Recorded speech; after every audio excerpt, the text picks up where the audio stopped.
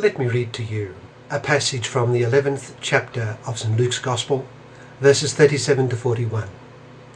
It's the Gospel for Tuesday of the 28th week in Ordinary Time.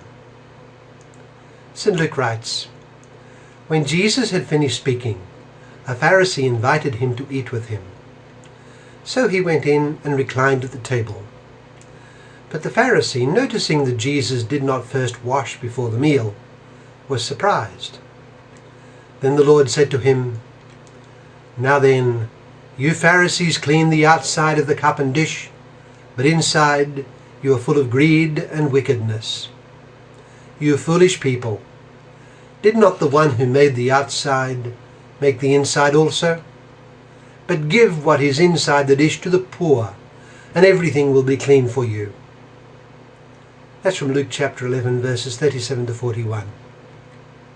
What does it suggest to us? Well, our Lord's indictment of the scribes, the Pharisees and the Sadducees is manifest in the Gospels. But we must not think that all the scribes and all the Pharisees were the object of our Lord's denunciation. For instance, Nicodemus was one of the Pharisees, and though fearful of the censure of his colleagues, he visited Jesus by night to be taught by him. He was a disciple in secret, and he defended Jesus among his peers when their hostility was mounting, and he assisted Joseph of Arimathea when the moment came for Christ's burial. Moreover, at the time of his visits to Jesus by night, he said that we know that you are a teacher from God, implying that there were others apart from himself who recognized this. Again, at the time of the trial of the apostles before the Sanhedrin, in the Acts of the Apostles, Gamaliel, a doctor of the law and a leading Pharisee, solemnly urged restraint and a certain liberality in respect to the new persuasion. Moreover, Paul, though of the party of the Pharisees and intent on destroying the Christian sect, was upright and a true man of conscience. He was a good man, though profoundly mistaken, prior to his conversion. All this is to say that not all the Pharisees were guilty of what our Lord says in our Gospel that I read earlier. Well, that having been said, our Lord's words are clear, that many were indeed guilty. Let us notice a detail in our Lord's denunciation of them as presented in the Gospel that I read earlier. We read that when he had finished speaking, he was invited by a Pharisee to dine at his house. We gain the impression, incidentally, that the Pharisees were well off. They were men of means.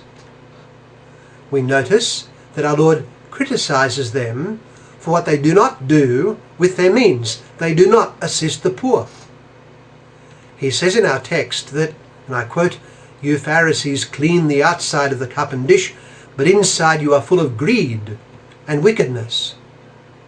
The externals of their religion, those religious observances that were to be seen by others, are clean and polished and present a bright spectacle. But inside they are full, let us notice, of both greed and evil. Greed was a principal feature of their moral decay.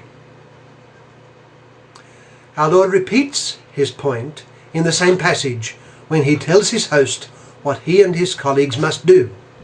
I quote, "Give what is inside the dish to the poor, and everything will be clean for you."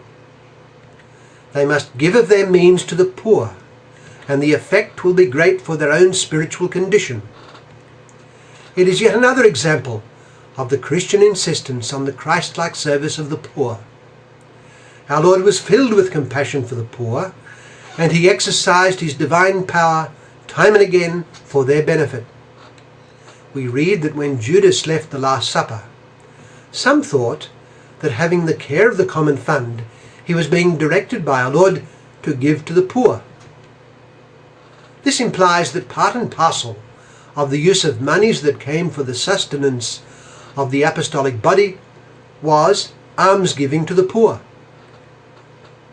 When Paul eventually came up to Jerusalem, well after his conversion, to meet with the apostles, He was assigned by them to work among the Gentiles with the request that he have constant concern for the poor. It is an essential feature of the Christian religion that the poor be cared for, and that, to the extent possible, we use our means in their service. In our Lord's description of the Last Judgment, the judge will say, "I was naked and you did not clothe me," going on to explain that whatever is done to the least, he counts as having been done to him.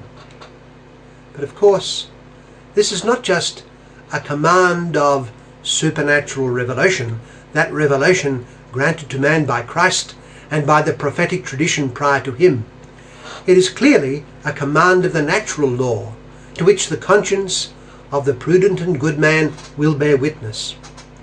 When disaster hits, aid agencies appeal for generous donations, and the conscience of man sanctions their request.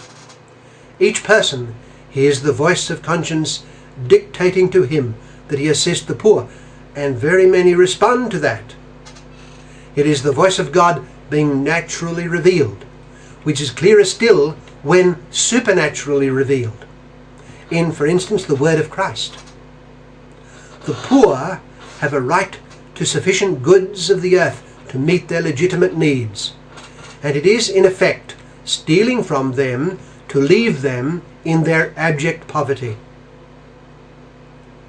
As the Second Vatican Council states in its decree on the Church in the modern world, and I quote, "In his use of things, man should regard the external goods he legitimately owns not merely as exclusive to himself, but common to others also, in the sense that they can benefit others as well as himself. Our ownership of goods makes us a steward of God's fatherly providence, with the task of making it fruitful and communicating its benefits to others. First of all, of course, to those for whom one is directly responsible, but also for all those in need." Thinking of our gospel today and our Lord's censure of the Pharisees, let us resolve to use the good things God has given us for the benefit not only for ourselves, but for all those in need.